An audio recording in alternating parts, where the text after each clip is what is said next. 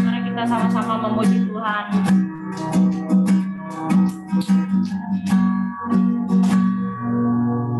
Yakin saat kau berfirman, ku menang saat kau bertindak. Hidupku hanya ditentukan oleh perkataanmu. Aman karena kau menjaga, amin. Kuat karena kau menopang. Hidupku hanya ditentukan oleh kuasa-Mu. Bagi Tuhan tak ada yang mustahil. Bagi Tuhan tak ada yang tak mungkin. Mujizatnya disediakan bagiku. Ku diangkat dan dipulihkannya.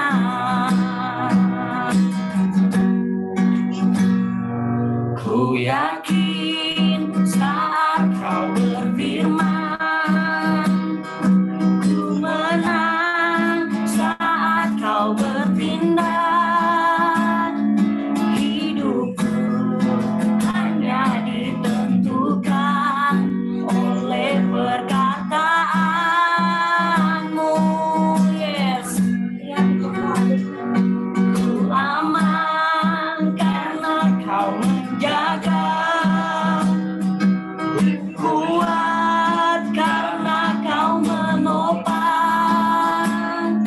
Hidupku hanya ditentukan oleh kuasa-Mu. Oh, bagi Tuhan tak ada yang mustahil. Bagi Tuhan tak ada yang tak mungkin. Mujizatnya disediakan bagiku. Ku diangkat dan dipulihkannya.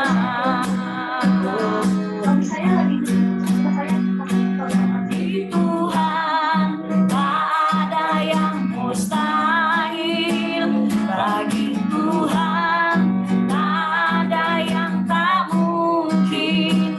Mujizatnya disediakan bagiku. Ku diangkat dan dipulihkannya.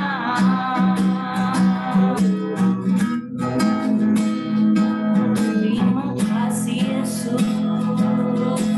Haleluya.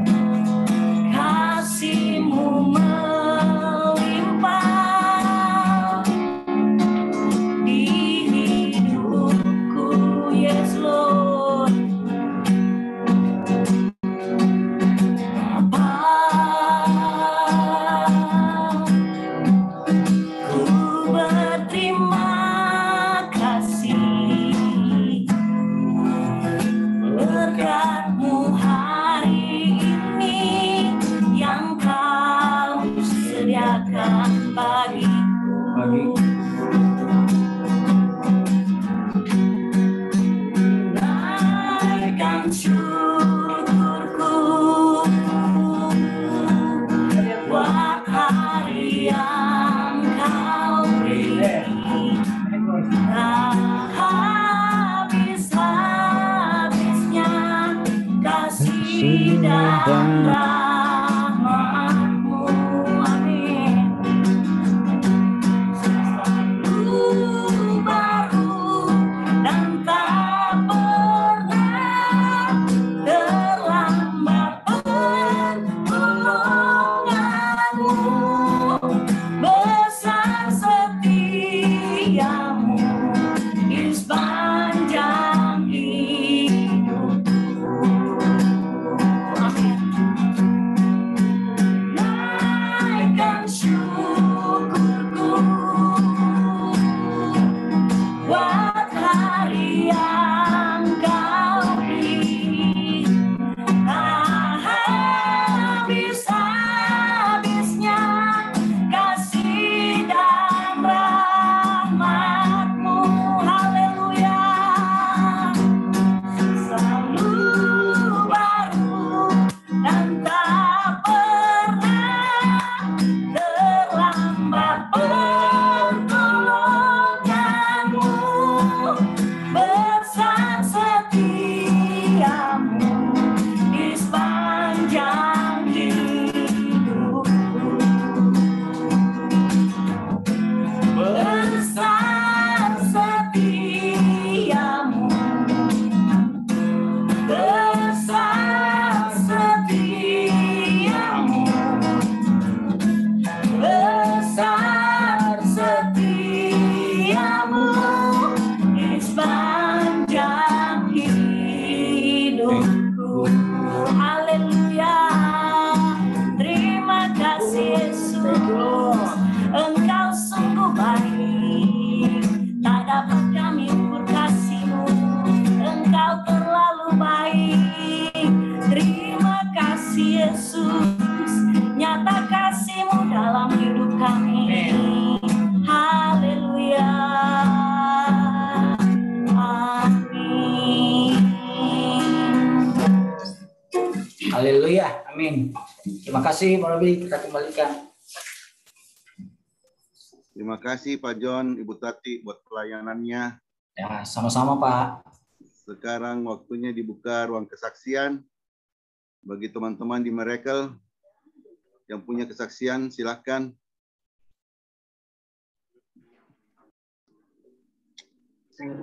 Cik Mary Goa.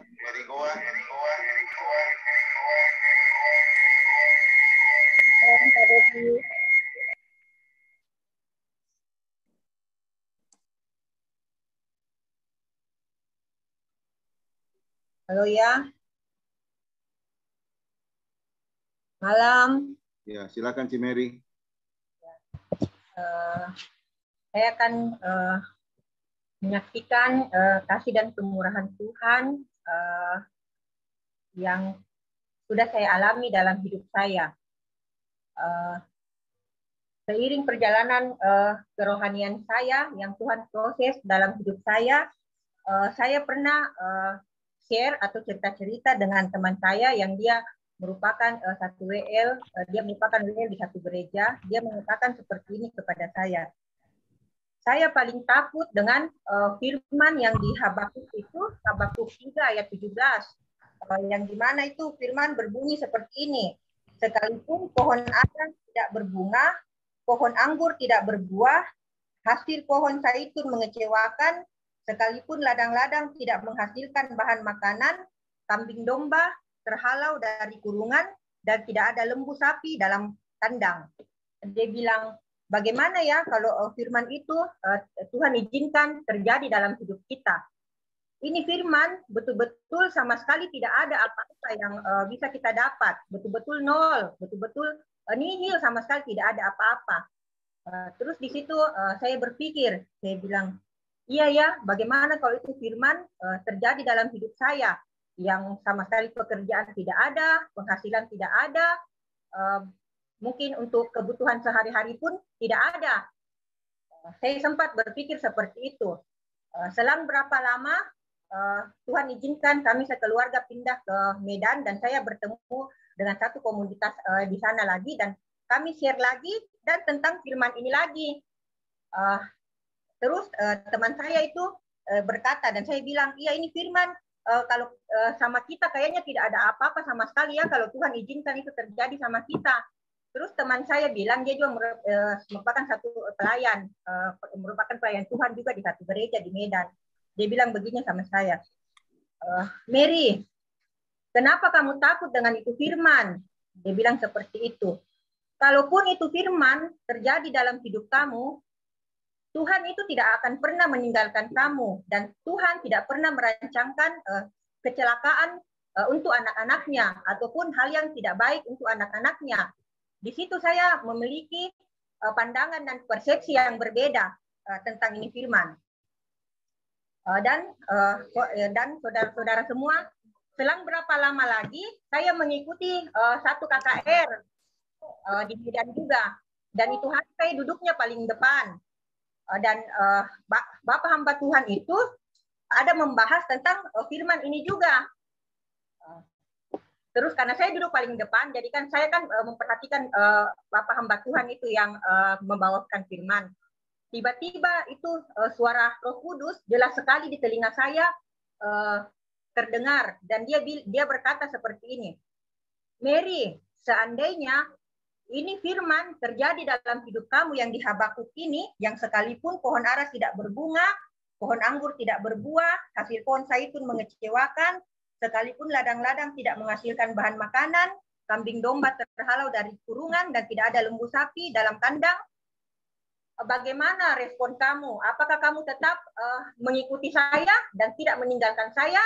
Di situ saya tertunduk dan saya menangis. Saya bilang, Tuhan, kalaupun Tuhan firman ini terjadi dalam hidup saya tidak akan meninggalkan Engkau dan saya akan tetap mengikuti Engkau. Dan benar saudara, tidak berapa lama Tuhan izinkan firman ini terjadi dalam hidup saya dan keluarga saya, yang di mana sama sekali itu tidak ada apa-apa. Yang ada di dalam usaha dan pekerjaan suami saya di situ cuma masalah terus.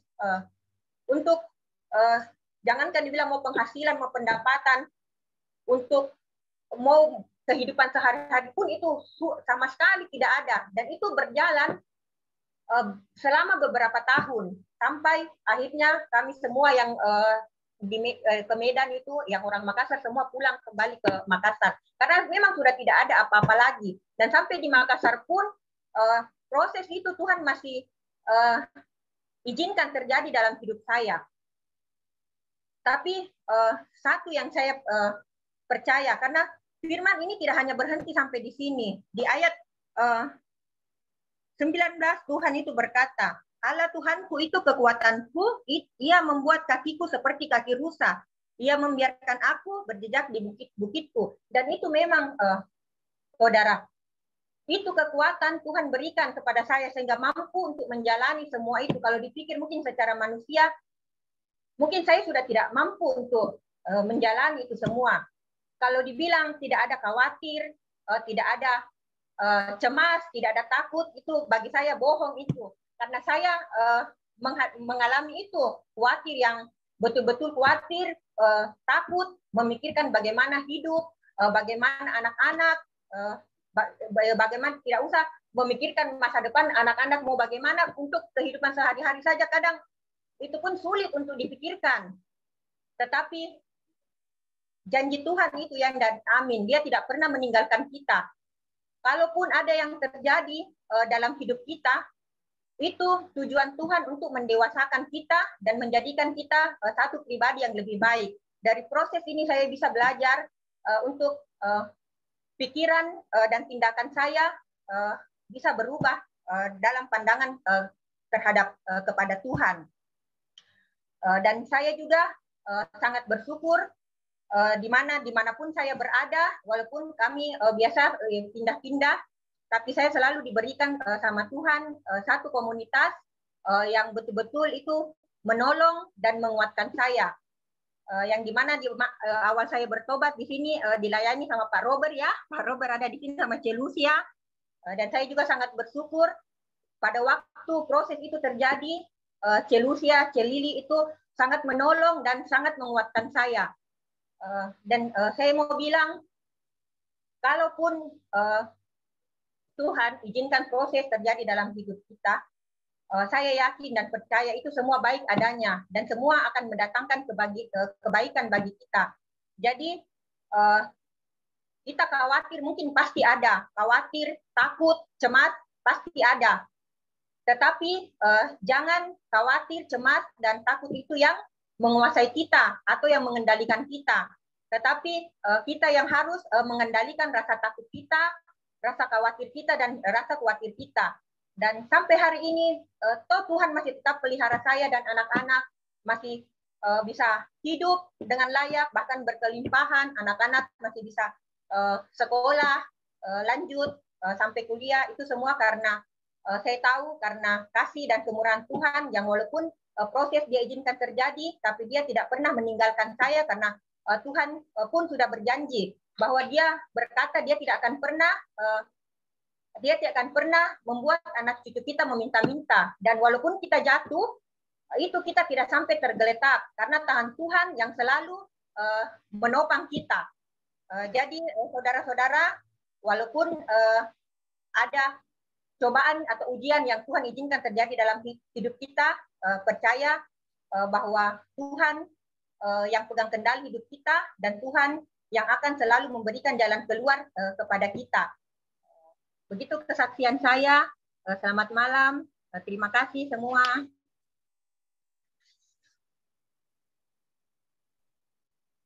Ya, terima kasih Cimeri Goa sudah memberkati kita dengan kesaksiannya malam hari ini. Berikutnya Ibu Tati. Silakan Ibu Tati.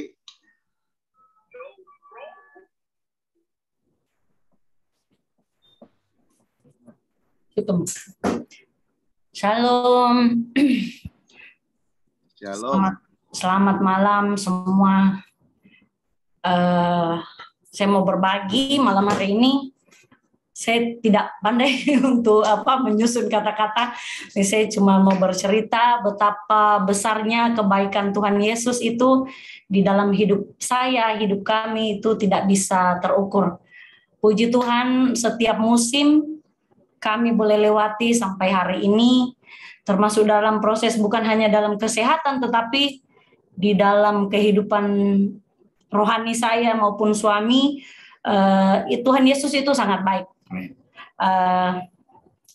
Saya dan suami, kita dilahirkan memang dari Kristen memang, tetapi yang bertumbuh betul-betul kita bertumbuh mempunyai komunitas yang di dalam Tuhan, memang kita baru saat ini baru merasakan saat ini, dan kita punya komunitas, kita punya tempat saudara-saudara seiman, punya gembala, pokoknya semua kita baru saat ini. Jadi di dalam hidup kita itu Tuhan memang proses, walaupun saya terlahirkan dari Nasrani, suami juga begitu, ada proses yang kita lewati untuk kita jadi dewasa. Menurut saya bukan hanya usia yang bertambah dewasa, tetapi kalau kita bukan di lingkungan Tuhan, itu menurut saya bukan seperti itu yang Tuhan mau. Tetapi bagaimana kita hidup di dalam Tuhan, menghadapi badai apapun itu, baik dalam rumah tangga, persoalan rumah tangga, mau keuangan, mau sakit penyakit, mengaplikasikan percaya itu bukan hanya di dalam mulut saja, tetapi kita bertindak pada saat kita menghadapi titik itu. Bagaimana Tuhan mau lihat sikap kita, apakah kita kuat ada di dalam situ, apakah saya bisa lewati itu. Karena kalau saya cuma bilang saya percaya, tetapi pada saat saya diperhadapkan dengan itu, saya mulai down, saya mulai terintimidasi antara maju mau mundur, mau melakukan tidak, ya itu yang menurut saya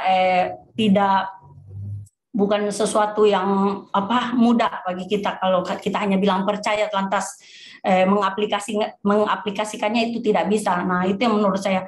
Ketika pun dalam kehidupan kita, puji Tuhan, perlahan-lahan Tuhan pulihkan saya Begitupun suami saya, Tuhan pulihkan, Tuhan menangkan. Ada di saat ini, walaupun kita memang masih dalam proses belajar dan belajar untuk hidup di dalam Tuhan, tidak hidup di dalam jalan orang yang salah, tidak hidup dalam kumpulan orang fasik, tetapi kita mau merubah semua karakter kita, pola pikir, perbuatan kita, semuanya kita mulai hidup di dalam situ. Ternyata saya juga Tuhan proses lagi lewat sakit penyakit, ya, tapi saya percaya. Ya, di situ yang saya bilang, ketika saya divonis kanker kemarin, kenapa saya bilang begitu Tuhan pulihkan? Seandainya saya berpikir saat saya divonis sakit, suami saya betul-betul belum dalam Tuhan, belum mempunyai komunitas, belum mempunyai teman, atau belum punya gembala lah, yang lingkungan yang belum ada dalam Tuhan, kalau mungkin dia masih seperti hidup yang dulu, saya sebagai istri saya tidak tahu bagaimana. Tetapi dengan proses itu Tuhan tempatkan suamiku di ada saat ini. Jadi ketika saya istrinya divonis dengan sakit begini, saya cuma bilang terima kasih Tuhan. Saya tidak bisa bayangkan bagaimana saya sebagai istri yang sakit, lemah, tidak berdaya pada saat harus di kemo. Tugas dan tanggung jawab sebagai saya sebagai istri, di pikiran saya itu ada. Namanya sebagai istri, bisakah saya harus melayani suami bukan hanya secara jasmani dan biologis pun, saya bilang bisa, saya tidak. Kira-kira kalau dia di luar sana pasti ada pikiranku, dia kemana, tidak. Namanya sebagai istri pasti ada dalam itu. Tetapi ketika saya pikirkan itu, saya hanya bisa angkat tangan, saya bisa menyembah dan memuji Tuhan dalam kamar. Saya menangis dan ternyata itu air mata saya tidak sia-sia menurut saya. Tuhan tampung, Tuhan jawab, dan Tuhan hanya bilang percaya Tati, lakukan. Ketika saya pun harus menjalani kemo, kami sempat ada pro kontra dari pihak keluarga, tidak mau saya di kemo, sementara dari suami juga saya harus di kemo, maunya harus jalani lah. Saya juga masih 50-50, 50 antara mau kemo dengan tidak, bertanya juga, minta pendapat di teman-teman komunitas, di Ibu Gembala, di Pak Frans dan Ibu Herda, banyaklah teman-teman saudara saya. Kita minta semua, ada yang bilang kemo, ada juga tidak, termasuk teman-teman di kantor pun. Jadi ketika harus mengambil keputusan di situ memang ada pelin-pelan, tetapi saya masih juga ada percaya tidak, lakukan tidak, akhirnya ambil keputusan jalani kemo. Dan efek dari kemo itu ya mungkin kita semua tahulah bagaimana, saya tidak perlu panjang lebar, sangat-sangat luar biasa. Salah satunya ada Pak Frans pernah lihat bagaimana saya mengalami efek kemo itu, ada Ko Robi, ada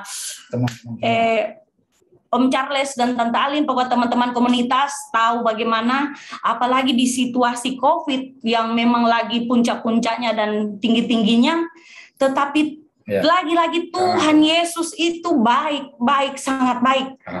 Pada saat saya lemah efek kemo, saya berada di rumah pun, suami dan anak-anak beberapa kali ada yang kena flu, tapi puji Tuhan, Tuhan tetap pelihara saya sampai hari ini. Yang namanya flu pilek saya tidak alami, karena memang luar biasa kasihnya Tuhan Yesus. Sampai hari ini dia tetap pelihara. Akhirnya setelah saya melewati itu semua, saya mengambil keputusan, dokter kan harus bilang 6 kali kemo, tetapi pas di kemo keempat, saya lewati kemo pertama, dengan kemo pertama saya kritis, kemo kedua puji Tuhan saya lewati, kemo ketiga saya kritis, saya masuk ICU 2 malam, kemo keempat puji Tuhan saya lewati. Setelah di kemo keempat, lagi-lagi Tuhan berbicara, dan saya dan suami juga sempat mau lanjut atau tidak, tapi saya langsung katakan, saya bilang, Pak, saya stop kemo keempat. Dia bilang, yakin? Dokter di atas lebih. Dokter di atas lebih tahu segalanya, Pak, saya mau berhenti. Akhirnya suami juga bilang, Mak, yakin kalau memang itu imanmu, jalani. Dan saya langsung chat dokternya, saya bilang, dokter minta maaf, saya putuskan untuk sudah kemo sampai kemo keempat. Dia bilang, iya Bu, kita bagaimana kondisi tak? Saya bilang, puji Tuhan dokter, alhamdulillah, saya jawab. Sampai hari ini Tuhan masih pelihara saya. Saya sehat, dokter, ada keluhan? Saya bilang tidak ada. Akhirnya tanggal 3 bulan 6 kemarin saya terakhir kemo keempat, sampai hari ini Tuhan Yesus tetap pelihara tanpa ada gangguan satu apapun. Dan itu saya mau bilang, kalau memang iman kita, hati kita percaya, Tuhan Yesus bilang jangan pernah ragu melangkah, karena Dia dokter di atas segala dokter. Amen. Buat saya. Amen. Terima kasih, demikian sering-sering yang bisa saya bagi. Mohon maaf apabila ada kurang dan salahnya. Terima kasih. Terima kasih Ibu Tati buat kesaksiannya. Sangat memberkati kita semua malam hari ini. Berikutnya kita mau doa syafaat ya. Saya persilakan Pak Charles Hukom.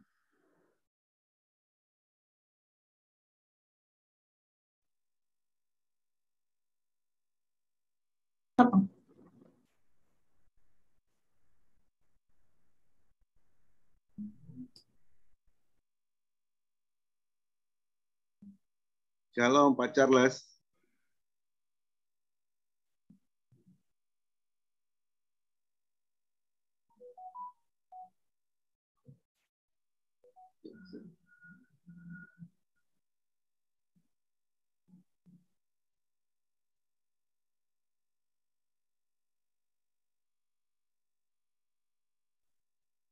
Mic-nya Pak Charles belum terbuka.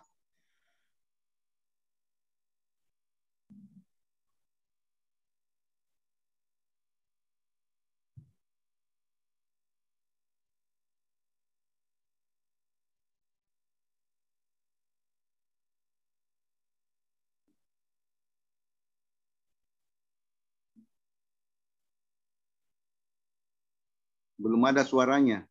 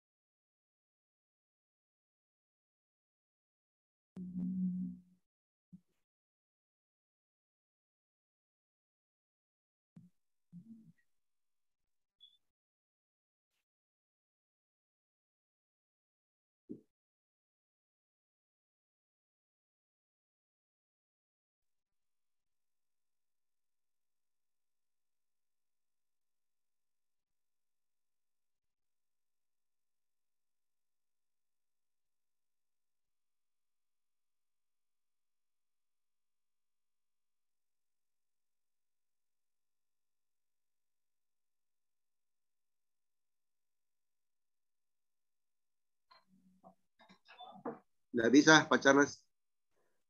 Kalau begitu saya ambil alih saja.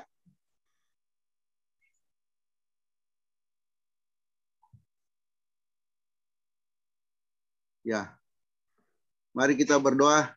Kita mengucap syukur malam hari ini. Bapa dalam surga, kami mengucap syukur buat ibadah kami malam hari ini. Kami telah mendengarkan kesaksian dari teman-teman kami yang sangat memberkati kami. Kami juga sudah memuji membesarkan nama Tuhan. Bahasanya kami mau berdoa untuk bangsa negara kami, Indonesia. Kami memberkati bangsa kami memberkati Indonesia. Biar Indonesia penuh kemuliaan-Mu. Indonesia disembuhkan dari COVID-19. Pemerintah kami diberkati Tuhan. Pemerintah kami hidup takut akan Tuhan. Dan Indonesia boleh bangkit dan pulih dari COVID-19. Indonesia menjadi tempat penuh bagi jiwa-jiwa untuk kerajaan-Mu Tuhan. Kami juga memberkati kota kami, Kota Makassar. Dalam Makassar dipenuhi oleh kasih-Mu Tuhan. Makassar diberkati Tuhan. Banyak orang-orang di kota ini boleh sembuh dan pulih dari COVID-19. Kami berdoa Tuhan memberkati kota ini. Kami memberkati Makassar. Makassar penuh kemuliaan-Mu. Makassar pun menjadi tempat penuhan bagi jiwa-jiwa, bagi kerajaan-Mu Tuhan. Diberkati Makassar, dijauhkan daripada segala malapetaka, sakit penyakit, kerusuhan, bencana alam. Kami memberkati kota kami karena kami mengasihi kota kami. Terima kasih Bapa dalam surga. Kami juga berdoa untuk gereja lokal kami, Gereja Rock Makassar, di mana kami beribadah. Tuhan berkati gereja ini. Biarlah gereja ini bisa menjadi berkat bagi kota ini. Gereja kami boleh menjangkau jiwa-jiwa untuk kerajaan-Mu Tuhan. Kami berdoa juga untuk Bapak Gembala dan Ibu Gembala kami senantiasa. Tuhan berikan kekuatan kesehatan. Tuhan berikan hikmat kepada Bapak Gembala, Ibu Gembala kami. Supaya apa yang disampaikan semuanya seturut dan kehendak Tuhan. Terima kasih Bapak. Kami berkati juga komunitas-komunitas kami yang berkumpul malam hari ini. Pribadi lepas pribadi Engkau berkati. Apa yang menjadi keperluan kebutuhan kami, Tuhan Engkau cukupkan. Tuhan Engkau penuhi. Kalau ada sakit penyakit kelemahan tubuh, Engkau pulihkan, Engkau sembuhkan kami. Terima kasih Bapa. Kami mengucap syukur malam ini. Kami alaskan doa kami, syukur kami dalam nama Tuhan Yesus Kristus. Haleluya. Amin. Saya kembalikan ke Pak Hence. Ya, terima kasih Ko Robi. Kita akan mendengarkan kebenaran firman Tuhan yang akan disampaikan oleh Bapak Benyamin. Silakan Pak. Ya, shalom. Ucap syukur, terima kasih buat kepercayaan Bang Jo, Kak Ina, para tim penatua, Pak Hece. Izinkan saya menyampaikan mohon maaf kalau terjadi di kakak gathering pernah saya bicara keras. Saya minta maaf kalau sampai hal itu terjadi. Saya percaya damai sejahtera memenuhi kita semuanya. Saudara bisa menerima saya? Puji Tuhan, thank you Pak Ece. Malam ini saya mau sharing tentang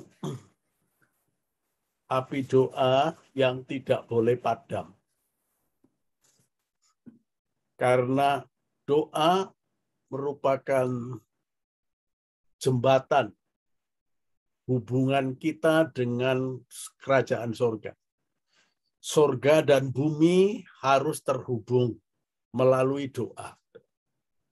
Ya, kalau kita perhatikan dalam Alkitab, itu peristiwa bagaimana Yakub bermimpi melihat tangga yang dari bumi terhubung ke sorga, ke langit. Lalu malaikat Tuhan naik turun. Itu bicara tentang malaikat naik turun, tentang penyampaian dari bumi ke sorga. Malaikat menyampaikan, memuji Tuhan. Pujian penyembahan terus dinaikkan. Dan Tuhan dikatakan berdiri di samping. Nah, ini di samping tangga atau di samping Yakub. Lalu Tuhan berfirman, berkata, tanah ini akan kuberikan kepadamu. Nah, saudara, janji-janji Tuhan mulai digenapi ketika gereja terhubung dengan surga, dengan Tuhan. Nah, saudara, pentingnya doa. Dan saya ingin sampaikan, paling tidak suka iblis kalau gereja mulai berdoa. Karena doa ini merupakan otoritas yang Tuhan berikan. Iblis paling takut kalau gereja sudah mulai berdoa. Kalau gereja sudah mulai berdoa, maka kuasa kerajaan itu akan mengambil alih semua persoalan. Peperangan akan diambil alih oleh kerajaan sorga. Jadi iblis selalu berusaha supaya gereja tidak berdoa. Coba kegiatan apa yang paling sepi? Yaitu doa. Doa malam. Apalagi kalau sudah doa puasa. Ya.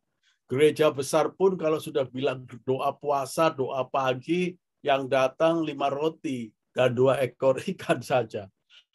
Orang dibuat tidak ada waktu untuk berdoa. Kalau diajak doa, doa lagi, kakak lagi, Zoom lagi, doa malam, doa pagi.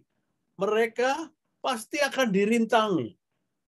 Padahal doa inilah merupakan hubungan kita kepada Tuhan. Nah, saudara, saya ingin sharing di dalam imamat. Di dalam perjanjian lama, imamat pasal yang ke-6 ayat 12 dan 13. Itu perintah Tuhan, api yang di atas mezbah itu harus dijaga supaya terus menyala. Jangan dibiarkan padam. Tiap-tiap pagi imam harus menaruh kayu di atas mezbah, mengatur korban bakaran di atasnya, dan membakar segala lemak korban keselamatan di sana. Harus dijaga supaya api tetap menyala di atas mezbah. Janganlah biarkan padam. Saudara, jadi mezbah doa, korban, ya, mezbah ini, mezbah korban, tidak boleh padam. Apinya harus terus menyala. Jadi imam-imam harus menjaga mezbah, apinya nggak boleh padam. Api inilah gambaran daripada kehidupan doa. Tuhan ingin gerejanya terus, api doa tetap menyala, tetap membara, tetap eksis 24 jam dalam satu hari. Hubungan kita tidak boleh terputus. Seperti pokok dan kita carangnya. Kalau hari ini kita melekat dengan carangnya, besok lepas dari carangnya, lama-lama carang itu jadi kering. Ya, kering dan bisa mati secara rohani. Nah, saudaraku yang dikasihi Tuhan, kita harus melekat. Bagaimana kita bisa berbuah? Kalau kita tertib, kadang melekat, kadang dicabut lagi, kadang dicangkokkan lagi, dilepas lagi. Bisa terjadi kematian kalau di dalam tanaman. Jadi mezbah doa harus dijaga, harus tetap menyala. Ini di dalam kemah tabernakel, di bait suci, di dalam perjanjian lama. Nah, sekarang kita harus sadar, tubuh kita adalah rumah Tuhan. Bait suci sudah pindah di dalam tubuh kita. Tubuh kita ini adalah harus dijaga api doa. Ya, tahun-tahun 2000 berapa itu? Waktu itu 2000 berapa? Orang mulai menggalakkan rumah doa, rumah penyembahan, ya, rumah pujian, rumah Tuhan dijadikan sarang penyamun, kata Tuhan. Tuhan menunggang balikan. Harus rumah Tuhan dijadikan rumah doa. Gereja harus jadi rumah doa. Hubungan kita dengan Tuhan harus selalu mendekat dengan Tuhan. Ya, puji Tuhan, kita harus seperti itu. Karena kalau kita apinya padam, maka artinya kita terputus hubungan dengan Tuhan. Makanya tugas kita selalu membangun hubungan dengan Tuhan. Ya, nasihat dari Bapak Gembala kita, Bang Jo, selalu mengatakan, Pak Ben, tetap terhubung dengan sumbernya. Ya, tetap terhubung dengan sumbernya. Nah, kalimat itu selalu mengingatkan saya, terhubung dengan sumbernya. Sumbernya Bapak kita di surga. Kalau kita terputus, kita bisa jadi stres ketika kita menghadapi masalah. Ketika kita terputus, kita menjadi takut. Waktu membaca seperti tadi kitab Habakuk, menjadi takut dengan persoalan, dengan pergumulan. Tetapi kalau kita senantiasa tetap terhubung dengan Dia, saya yakin tidak ada persoalan yang tidak dapat diselesaikan oleh Tuhan. Karena itu, saudara, mari kita sadari bahwa doa merupakan hubungan yang sangat penting. Nah, saudaraku yang dikasih tahu Tuhan, bahwa tubuh kita adalah rumah Tuhan. Api doa kita harus jaga. Tidak boleh padam. Apalagi dibiarkan suam-suam kuku. Kalau saudara baca di kitab Wahyu, ya, engkau tidak dingin, engkau tidak panas, aku akan muntahkan, akan dibuang gereja dari mulut Tuhan. Artinya akan menjadi kehilangan keselamatan. Saudara, penggenapan janji 7 gereja yang tertulis dalam kitab Wahyu sekarang tinggal sejarah. Nah, bukan jadi mayoritas orang Kristen lagi di 7 jemaat yang terus di Efesus, di Laodikia dan sebagainya. Sekarang gereja tidak ada di sana. Gereja mula-mula sudah kehilangan karena mereka tidak dingin, tidak panas, dibuang oleh Tuhan. Artinya kalau gereja tidak berdoa, kuasa dosa, kuasa iblis menguasai gerejanya. Kalau kita memberi kelonggaran untuk tidak berdoa, itu sama saja kita memberi kelonggaran kepada iblis untuk menjajah hidup kita, saudara. Untuk menjajah hidup kita.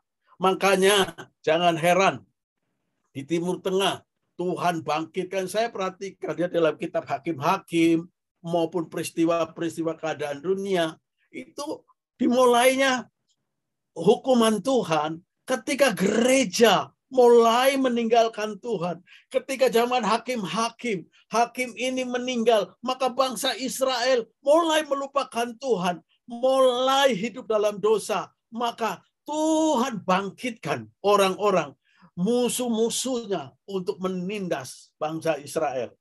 Nah, saudara, yang terjadi waktu peristiwa ISIS di Timur Tengah, itu banyak anak-anak muda yang Kristen loh, saudara. Banyak dipotong lehernya. Saya sangat sedih. Kenapa bisa terjadi? Sepertinya Tuhan membiarkan. Karena gereja terlepas dari sumbernya. Karena itu kita harus ingatlah bahwa doa ini harus tetap, api doa harus tetap dijaga. Nah, saudara, penciptaan Adam Hawa, manusia yang pertama kali di dalam kitab Kejadian, bahwa Tuhan itu sebetulnya waktu menciptakan manusia, menanamkan di hati manusia DNA-nya Tuhan. Jadi DNA-nya Tuhan itu sebetulnya ditaruh di dalam hati manusia. Jadi manusia, sifat manusia itu selalu ingin mencari Tuhan. Manusia tidak bisa hidup tanpa Tuhan, saudara. Manusia berusaha untuk mencari Tuhan. Makanya jangan heran, agama dari A sampai Z muncul. Semua untuk cari Tuhan. Tetapi mereka tidak mendapatkan Tuhan. Tidak mengalami perjumpaan dengan Tuhan. Mereka jadi stres. Mereka jadi membunuh demi agama. Mereka jadi demi agama melakukan rupa-rupa kejahatan atas nama Allah mereka. Karena mereka tidak ketemu. Dan memang terjadi. Kain dan Habel. Waktu Kain dan Habel menaikkan mezbah pengorbanan di hadapan Tuhan. Ketika persembahan Habel tidak diterima oleh Tuhan, sedang Kain tidak diterima, Kain jadi panas hatinya. Akhirnya roh jahat masuk ke Kain dan membunuh adiknya Habel. Coba, orang paling kejam di dunia cuma 4 orang. 1/4 manusia dibunuh oleh Kain karena penyembahannya tidak mengalami Tuhan. Jangan heran kalau gereja Tuhan jadi stres menghadapi pandemi. Jadi stres ketika menghadapi masalah. Karena gereja tidak bertemu dengan Tuhan. Karena gereja tidak mengalami pertemuan dengan Tuhan, maka gereja tidak melihat kemuliaan. Mereka jadi sakit hati. Mereka jadi benci. Mereka jadi beram, membunuh, timbul amarah, timbul kebencian, timbul trik trik yang tidak ada artinya, yang justru merusak dirinya sendiri. Gereja ketika kehilangan hubungan dengan Tuhan, gereja menjadi agamawi. Karena esensi gereja adalah persekutuan kita dengan Tuhan. Ibadah kita tanpa kehadiran Dia adalah agamawi. Ibadah kita menjadi sia-sia karena agamawi tidak mendatangkan sesuatu. Tetapi hubungan dengan Tuhan ini yang utama. Nah, DNA-nya Tuhan ditanamkan di dalam diri manusia. Jadi manusia selalu merindukan Tuhan. Nah, saudara, kita perhatikan di dalam kitab Kejadian tentang Adam dan Hawa. Waktu Adam dan Hawa belum jatuh dalam dosa, itu manusia dengan Tuhan itu dekat. Tuhan jalan-jalan di taman, ngobrol bersama-sama Adam Hawa, berfellowship. Karena pada waktu itu Adam Hawa belum jatuh dalam dosa, Adam Hawa tetap di garis berkat, bukan kutuk. Jadi pada waktu itu doa bukan merupakan permohonan. Pada waktu itu doa merupakan fellowship dengan Bapa di surga. Hubungan antara Bapa dengan anak. Mereka harmonis, sangat indah. Mereka ngobrol. Mereka berbincang-bincang bersama Tuhan. Alangkah indahnya hidup di dalam persekutuan dengan Tuhan. Ketika dosa masuk, maka manusia terputus hubungan dengan Allah. Manusia mulai kehilangan hubungan dengan Tuhan. Makanya muncul agama A dari sampai Z. Hanya mencari Sang Penciptanya. Saudara, binatang tidak pernah mencari Tuhannya. Manusia itu diciptakan oleh Tuhan bersifat kekal. Roh manusia itu bersifat kekal. Jadi kalau kita mati itu cuma mati tubuhnya. Rohnya manusia nggak mati, bersifat kekal. Ada kehidupan sesudah kematian. Hidup di dunia ini, pengharapan ini kata Paulus, bukan di dunia ini saja tetapi di dunia akan datang. Di dunia kita hanya sementara. Di dalam kesementaraan ini, jangan lupa hubungan kita tetap terhubung dengan sumber kehidupan itu. Tetap terhubung dengan kehidupan Sang Pencipta. Sebab kalau tidak, kita akan kehilangan kontak dengan Dia, maka kita jadi stres. Kita jadi banyak masalahnya. Ngalami ketakutan, ngalami berbagai-bagai masalah. Karena itu, mari kita bangun kembali. Oleh darah Kristus pada waktu kita menerima Yesus sebagai Tuhan dan Juru Selamat, kita ngalami hubungan kita dipulihkan. Roh kita dibangunkan kembali. Hubungan kita dikembalikan kepada seperti Adam dan Hawa waktu belum jatuh dalam dosa. Kita bisa berhubungan kembali dengan Bapa kita. Api doa dinyalakan. Bahkan Roh Kudus itu, Roh Tuhan sendiri, ditaruh di dalam hati kita untuk memimpin kita, untuk membawa kita mengenal Dia. Karena urapan itulah yang akan mengajar kita. Jadi doa harus kita jaga. Api itu sumbernya dari Tuhan. Jadi api di dalam mezbah pembakaran itu apinya dari Tuhan. Bukan dari api asing. Bukan dari api manusia. Tapi api Tuhan sendiri yang menurunkan api untuk membakar korban-korban. Persembahan pada waktu itu merupakan sapi lembu.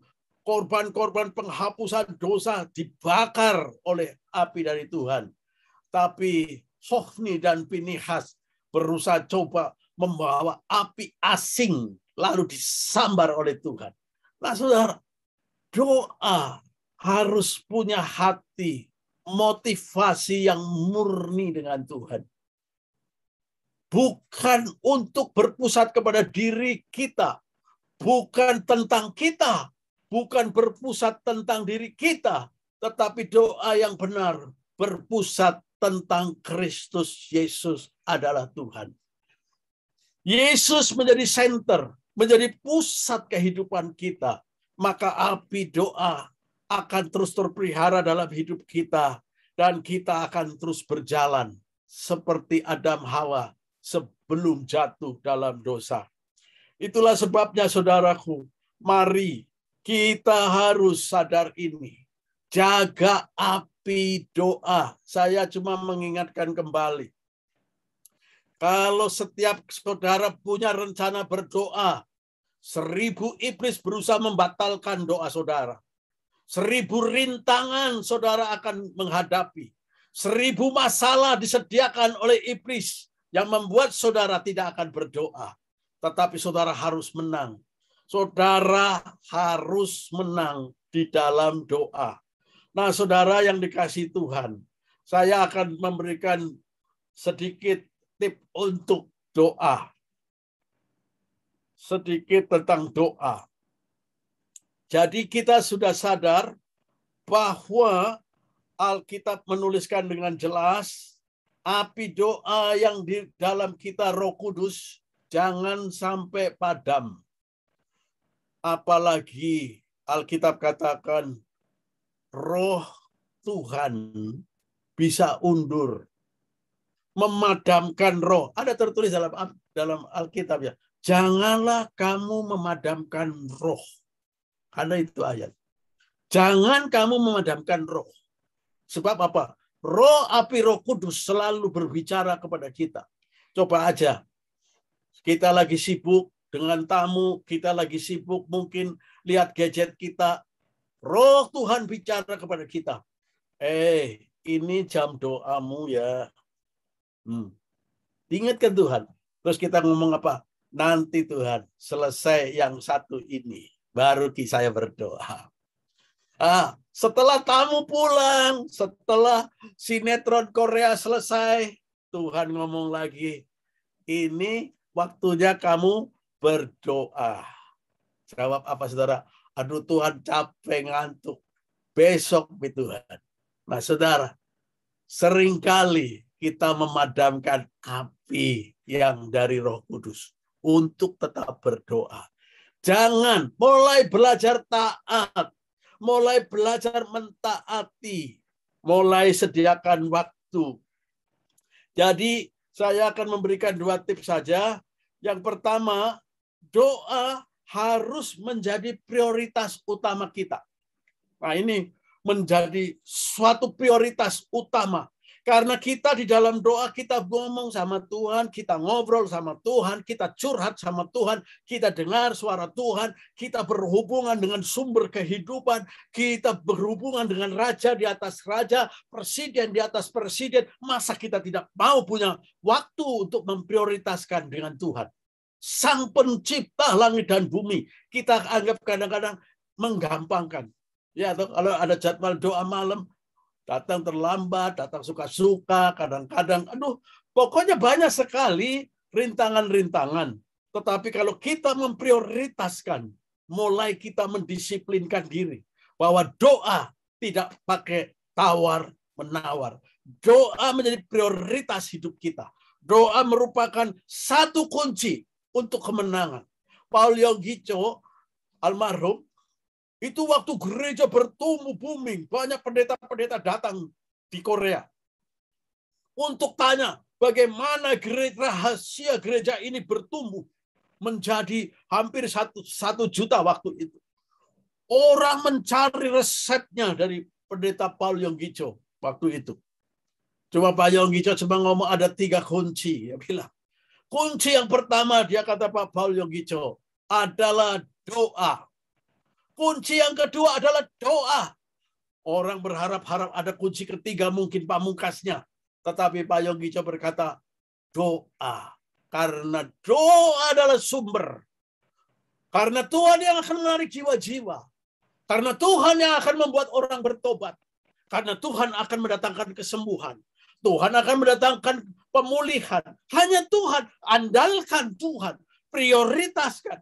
Ekonomi kita andalkan Tuhan. Andalkan Tuhan. Andalkan Tuhan. Tidak ada pilihan lain kecuali andalkan Tuhan. Ya, kami sebagai hamba Tuhan full timer waktu itu. Begitu dapat tugas dari Bang Jo untuk merintis, mulai kita lepas dari full time. Kita melangkah dengan iman. Nasihat Bang Jo, kalau kalian ada masalah, kalau perlu doa puasa Pak Benyamin, datang ke Tuhan. Karena kuncinya kamu menang hanya di situ, doa, saudara. Dan saya mulai praktek, saudara. Masa pandemi, warung harus tutup. Pendapatan jadi 0. Secara manusia bisa takut. Tetapi karena ada doa hubungan dengan Tuhan, tidak ada rasa takut. Dan Tuhan membuat mujizat demi mujizat. Ya kalau saya boleh saksi sedikit ya, bahwa masa pandemik ini justru waktu yang awal tahun pertama 2020, itu justru ayam penyetnya naik 30%. Nah, yang lebih dahsyat di tahun 2021 ini naiknya 100% omsetnya sudah. Jadi 2 kali lipat Tuhan membuat yang tidak mungkin jadi mungkin. Karena ada cuma kuncinya doa. Dengan doa, Tuhan menggerakkan orang untuk memberkati. Tuhan menggerakkan orang untuk datang makan di warung saya. Tuhan untuk datang untuk memberkati. Tuhan datang untuk menggerakkan hati orang. Seperti waktu bangsa Israel. Waktu keluar dari Mesir. Tuhan mengubah hati orang-orang Mesir. Bermurah hati kepada bangsa Israel. Lalu mereka memberi banyak berkat, diberi emas, diberi perak, diberi harta. Waduh, dibekalin waktu dia mau pergi. Karena semua kuncinya cuma Tuhan. Kalau kita mengabaikan Tuhan, Tuhan akan buang kita. Saudara akan menjadi kering dan lama-lama mati secara rohani. Kalau orang sudah mati secara rohani, berbuat dosa tidak rasa dosa. Seperti orang sakit kusta, tangannya mulai lepas jari-jarinya, tapi dia tidak rasa lagi. Itulah kusta dilambangkan dosa. Orang kalau hidup dalam dosa, tidak rasa berbuat dosa. Coba aja tanya itu. Saya perhatikan pencuri, kalau ngambil punya orang, kayak ngambil punyanya sendiri. Tidak punya rasa takut, tidak punya rasa tertuduh sama sekali, saudara. Karena apa? Hati nuraninya mati. Jadi kita harus memprioritaskan doa menjadi prioritas utama dalam hidup kita. Apapun keadaan kita sibuk, sekalipun walaupun jam doa kita tidak boleh berhenti. Tidak boleh. Kami dengan beberapa teman di MTP, doa pagi, selalu doa pagi setiap Sabtu. Sekalipun hanya beberapa orang, tetap kita berdoa karena mesbah doa adalah hubungan kita dengan Tuhan. Kalau kita semua terhubung seperti itu, tangga yang terhubung, maka malaikat itu bawa berkat turun. Naik lagi, bawa persoalan, bawa lagi jawabannya. Naik turun di dalam tangga itu. Kalau saudara lihat di dalam mimpinya.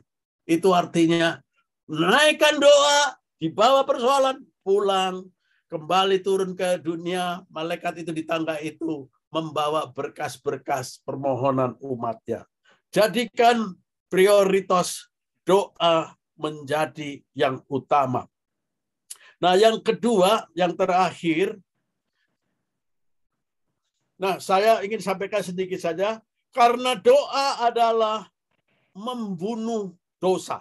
Orang kalau hidup dalam doa, dosa itu dibunuh, saudara. Saudara mau berbuat dosa, mana bisa orang yang melekat dengan Tuhan. Kekudusan Tuhan begitu kuat dalam hidup kita. Kita pasti tidak tertarik dengan dosa. Jadi doa membawa kekuatan. doa menyingkapkan pewahyuan Yesus Kristus Tuhan secara dahsyat. Saudara, kalau ada hubungan dengan Tuhan, baca firman Tuhan. Huruf ini hidup seperti melompat-lompat di dalam hati kita. Firman-Nya menjadi hidup. Janji-janjinya menjadi nyata. Dan doa menyembuhkan segala perselisihan. Perselisihan dengan keluarga, dengan anak, dengan istri, dengan rekan sekerja. Selesai. Dengan doa Tuhan selesaikan. Jadi doa adalah promotor kekudusan gereja Tuhan. Orang yang suka berdoa pasti hidupnya jadi kudus. Karena bergaul dengan orang kudus jadi kudus. Bergaul dengan orang jahat lama-lama jadi jahat. Tetapi bergaul dengan Tuhan Sang Penciptanya, maka kita menjadi serupa dengan Dia. Rupa Kristus ada pada kita. Kita mengalami kemenangan. Jadi ketika kita mengatakan doa adalah prioritas saya, semua masalah kebutuhan, semua masalah tidak ada yang tidak bisa diselesaikan. Semua dapat diselesaikan. Yang kedua, buat jadwal doa. Buat schedule. Karena schedule ini membuat kita melatih disiplin, membuat kita punya waktu untuk Tuhan. Ya, doa punya schedule. Punya schedule. Jam doa kita harus kita punya. Alkitab katakan, kalau kamu mau berdoa, masuklah dalam kamar, tutup pintu, di situ kamu berdoa. Ada doa schedule semacam doa pribadi. Bukan berarti saudara bisa berdoa juga di mobil, saudara bisa bekerja waktu bekerja saudara bisa berdoa, waktu saudara melakukan apa saja, waktu mengendarai mobil, mengendarai motor, hati saudara tetap terhubung dengan Tuhan. Maka pimpinan suaranya akan makin jelas apa yang harus kita perbuat. Dan Tuhan terus akan menuntun langkah-langkah kita. Jadi doa, buatlah schedule. Nah, gereja kadang-kadang membantu. Ada doa pagi, ada doa puasa, ada doa malam. Itu hanya membantu. Melatih, mentraining kita. Tetapi usahakan kita berdoa senantiasa. Api itu tidak boleh padam 24 jam. Tetap terhubung. Dan saya percaya kalau kita tetap terhubung dengan Dia, apapun keadaan kita, Tuhan sanggup mengubah kita. Tuhan sanggup melakukan yang tidak mungkin jadi mungkin. Terima kasih. Tuhan Yesus memberkati. Silakan Pak Ince. Ya, terima kasih Pak Ben. Luar biasa. Kita Tuhan selalu diingatkan untuk mempertahankan api doa dalam kehidupan kita.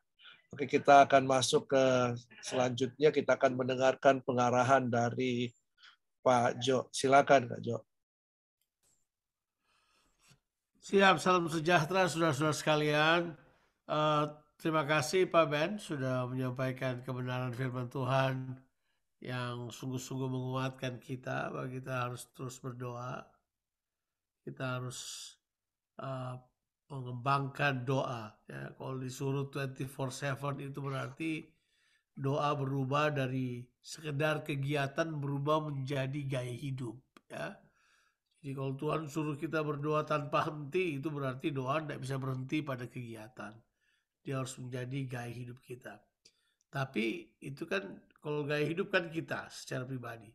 Tapi kalau doa kemudian menjadi value dan budaya dalam sebuah komunitas, itu akan menjadi game changer-nya itu.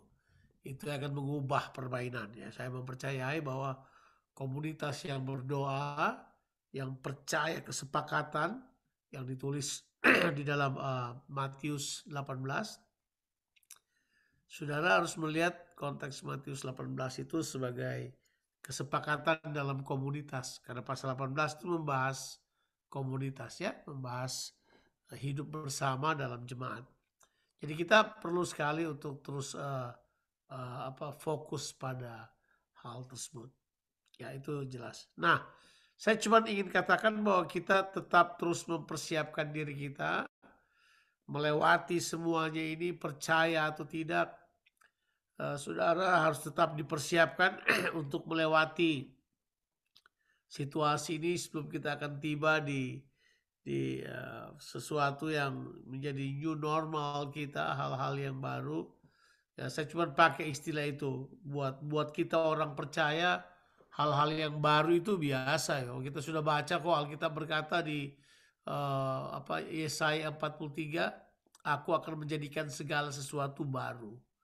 Jadi ke depan ini semuanya baru. Tapi sekali lagi, coba perkuat terus di komunitas kita. Karena saya sudah ingatkan berkali-kali, community of the believers is the game changer in the future. Itu akan jadi game changernya. Itu akan tahu game changer. Itu game changer itu istilah kalau dalam olahraga. Ketika pelatih bisa melihat memasukkan satu pemain yang rubah semua keadaan game, membawa kemenangan gitu kan. Nah, itu game changer. Saya percaya bahwa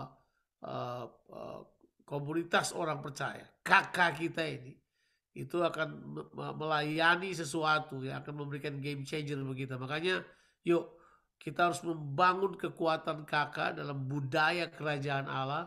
Kita solid dalam persekutuan, solid dalam discipleship, solid dalam doa kita.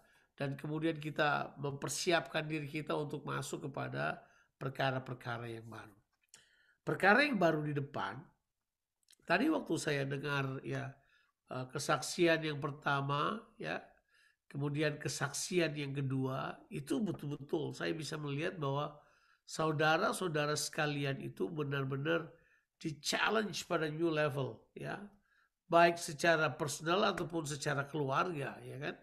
Itu luar biasa. Kesaksian dua tadi itu menurut saya itu luar biasa banget ya. Yang pertama, ibu siapa tadi yang bersaksi yang pertama? Pak Eja? Ibu Mary. Ibu Mary, betul. Ibu Mary punya kesaksian luar biasa. Saya senang dengan kesaksian itu. Terus kemudian yang kedua, Ibu Tati dengan Pak John tadi, itu menurut saya luar biasa ya. Saya mempercayai bahwa saudara-saudara sekalian mengalami tangan pertama, kekuatan komunal, bersekutu bersama, dan hal itu saya kira perlu kita terus kembangkan. Nah, ada 3 hal yang kita perlu persiapkan ke depan. Apapun di komunal kita. Di komunal kita, karena saya percaya di hal yang baru ada 3 hal yang Tuhan buat. Akan ada jalan baru. Nah, itu. Kalau ada jalan baru berarti siap-siap. Jalan yang lama sudah ada. Kita bilang God will make a way kan. Yesaya 43 bilang dia membuat sesuatu baru. Yang lama kamu udah ingat-ingat. Dan yang baru pertama yang saya ingat itu adalah jalan. Jalan itu infrastruktur. Nah, kita udah pelajari bahwa sampai sekarang infrastruktur kita itu adalah komunitas ini. Komunitas kecil ini. Nah, jadi kan gereja ada, kalau burung ada 2 sayap. Sayap ibadah di hari Minggu terjadi seminggu sekali. Tapi ada sayap kelompok kecil juga yang bisa terjadi setiap saat. Karena itu komunal, berlaku dalam konteks sehari-hari. Jadi kita perlu berpikir ada jalan baru. Itu berarti ada progres ke depan. Kalau ada jalan baru berarti infrastrukturnya ada. Kita akan berjalan ke depan. Kita akan terus progres, maju. Jadi ada yang namanya kita sebut dengan progresif. Jadi kita bakal maju. Tolong jangan mundur ke belakang lagi. Kita harus maju ke depan. Maju bersama dengan Tuhan. Maju dalam kerohanian. Maju dalam mentalitas yang baru bersama dengan Tuhan. Kita perlu maju. Ada kemajuan yang jelas. Because the new movement in there is progressive. Dari bawah ke depan. Tapi yang kedua juga adalah kreatif. Jadi progresif yang kedua adalah kreatif. Pengertian kreatif ini muncul hal-hal yang gak pernah kita lihat. Kalau dibaca itu adalah serigala dan burung unta nongol bersama. Itu adalah pertemuan 2 binatang liar yang unik tiba-tiba muncul. Ada hal-hal yang tidak biasa akan terjadi. So be creative tapi tetap terbuka. Ada hal-hal yang mungkin kita belum pernah jumpai. Seperti yang Tuhan katakan di kitab Yosua pasalnya yang ketiga itu ayatnya ke-6. Waktu kemarin di ulang tahun garam di sini Pak Arifin datang dan share itu. Dia bilang bahwa jalan yang kamu lalui sekarang ini belum pernah kamu lalui sebelumnya. So you need to be prepared. Kamu perlu dipersiapkan dalam doa, dalam perubahan pemikiran. Persiapkan dirimu. Jangan pikir semua akan kembali seperti yang dulu. Nah, kalau untuk orang yang berpikir begitu, saya mau katakan yang dikatakan oleh Alkitab, firman Tuhan, jangan ingat yang dulu-dulu. Sudah tidak usah ingat yang dulu-dulu. Sampai Tuhan bawa sekarang sesuatu yang sangat baru. Something creative, something totally new, out of the box. Jadi keluar dari kotak-kotak pemikiran kita. Kita perlu mempersiapkan diri kita untuk hal tersebut. Dan kemudian yang terakhir adalah, sebagai penutup dari apa yang menjadi dorongan saya adalah, dia selain dia progresif, dia kemudian kreatif, tapi ini yang luar biasa karena ada sungai juga di padang gurun. Padang gurun jadi subur, Pak. Ini kita akan bicara tentang produktif. So it's gonna be progresif, kreatif, dan produktif. Nah, ini yang bakal menjadi sesuatu di depan. Ya, dia kreatif, dia produktif juga, ya. Dia progresif, dia kreatif, tapi dia produktif. Nah, ini semuanya perlu kita persiapkan. Tuhan janji buat kita. Tuhan berkata bahwa semua akan baik karena ada Tuhan. Ya, bukan berarti kita gak lewat tantangan. Kita lewati tantangan, sama bilang tidak. Kita lewati tantangan, ya kan? Sama bilang bahwa kita semua oke-oke aja. Yang enggak oke. Sama bilang oke. Enggak oke. Tapi Tuhan ada dengan kita. Itu bikin semua jadi baik. Itu gak ada masalah. Tuhan berjanji dia akan tetap bersama dengan kita. Nah, kitanya yang harus memahami. Makanya perintah Tuhan buat Yosua adalah janganlah kamu kecut dan tawar hati. Saya percaya apa yang disampaikan oleh Pak Ben menguatkan kita untuk tetap berdoa. Jangan berhenti berdoa. Kita harus berdoa untuk menjadikannya gaya hidup, tapi juga harus berdoa secara komunal untuk sepakat melihat Tuhan bekerja di tengah-tengah kita. Jadi kuatkan hati kita. Pasti banyak perkara-perkara ajaib Tuhan membawa untuk kita. Ya, di bulan Oktober ini tema kita adalah build. Ayo, bangun dirimu, ya. Bangun dirimu di atas dasar firman Tuhan. Bangun dirimu dengan kalau memang perlu saya katakan ini secara pribadi, berkata-kata dalam bahasa roh untuk membangun diri saudara. Ya, pakai itu, ya. Terus kemudian yang lain adalah teruslah bangun keluargamu, ya. Bangun komunitasmu, bangun. Kita semua adalah pembangun yang Tuhan akan bawa kita untuk membangun di dalam kerajaan-Nya. Saya kira itu saja dari saya. Tuhan Yesus memberkati. Saya kembalikan kepada Pak Hence. Thank you. Ya, terima kasih Kak Jo untuk pengarahannya luar biasa bahwa kita harus berprogres, kreatif dan produktif. Ya, dan kita harus punya keteguhan hati untuk memasuki hal-hal yang baru di depan kita. Oke, untuk pengumuman ya kita akan masih bulan depan akan ada kakak gathering juga, dan juga kemungkinan kita akan mengadakan Natal kakak dan ibadah tutup tahun kakak, ya. Nanti saya akan membentuk kelompok kecil untuk itu, untuk bisa menjadi panitianya. Ya, semoga yang ditunjuk bisa bersedia. Ya, haleluya. Oke, kita terus berdoa sama-sama ya untuk gereja kita supaya gereja ini terus bertumbuh kuat, baik di pusat maupun di satelit. Sama-sama kita membangun kerajaan Allah di kota ini dan mengembangkan sampai ke pelosok-pelosok. Haleluya. Oke, kita akan sebelum kita akhiri, kita akan foto bersama dulu, ya. Sebab kalau sudah doa berkat, sudah hilang satu-satu. Ya, kita akan foto bersama. Dan nanti saya akan upload ini, Bapak Ibu bisa share bahwa inilah komunitas kita, sehingga orang akan bisa tertarik dengan komunitas ini. Haleluya. Oke, ada 3 slide, saya akan foto. Slide pertama, semua bisa buka kamera dengan senyum yang terbaik, dengan gaya yang terbaik. Ya, haleluya. 1, 2, 3. Ya, slide berikutnya. Senyum yang terbaik, gaya yang terbaik. 1, 2, 3. Iya, yang terakhir. 1, 2, 3. Haleluya. Iya, kita akan berdoa dan doa penutup akan dipimpin oleh Kak Ina. Silakan Kak Ina. Baik, mari Bapak kita satu dalam doa. Kami bersyukur Tuhan, Engkau sudah pimpin ibadah Zoom online ini untuk kakak gathering Tuhan. Kami berterima kasih kepada Tuhan karena Tuhan Engkau berjanji bahwa semua akan baik adanya Tuhan. Karena kami punya Tuhan dalam kehidupan kami. Kami bersyukur kami yang lemah dikuatkan, kami yang sakit disembuhkan, kami yang butuh pertolongan sudah dijawab oleh Tuhan. Kami akan akhiri kakak gathering ini Tuhan dan kami siap terima berkat daripada-Mu. Kami mengangkat tangan-tangan kami Bapa. Apapun dikerjakan oleh tangan-tangan kami ini Kau buat berhasil. Tangan kami boleh menjadi tangan kesembuhan, tangan pemulihan, tangan-tangan keberkatan, dan tangan-tangan kemenangan. Engkau menyinari kami dengan wajah-Mu dan memberkati kami dengan berkat yang asalnya dari Bapa. Anugerah kasih sayang dan perkenanan daripada Tuhan kami Yesus Kristus. Persekutuan dan penghiburan dari Allah Roh Kudus menyertai kami semua mulai malam hari ini sampai Maranatha Tuhan Yesus datang kembali. Kita ini berkati, katakan amin. Amin. Tuhan berkati saudara. Ya, terima kasih Kak Ina, ya Kak Jo, Pak Ben dan semua. Terima kasih Pak Ben, terima kasih Tuhan berkati. Pak Henca. Terima kasih. Oh ya, sorry, pengumuman Terima terakhir. kasih Pak Henca. Terima kasih, pengumuman terakhir, sorry.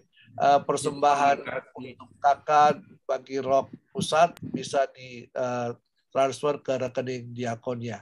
Ya, itu saja. Tuhan berkati. Silakan apalagi namanya? bersapa-sapa. Ya, silakan. Siap. Shalom Kak Jo. Apa kabar Pak Haryono? Luar biasa. Pak Robi, thank you. Tuhan memberkati Pak Robi. Thank you Pak Jo, Ibu Ina. Thank you Bang Jo. Luar biasa. Terima kasih semua. Terima kasih Pak Jo, Ibu Ina. Bu Tati, Pak John. Bang Jo, Ibu Ina. Kasih semuanya. Siap, Dika. Thank you semuanya.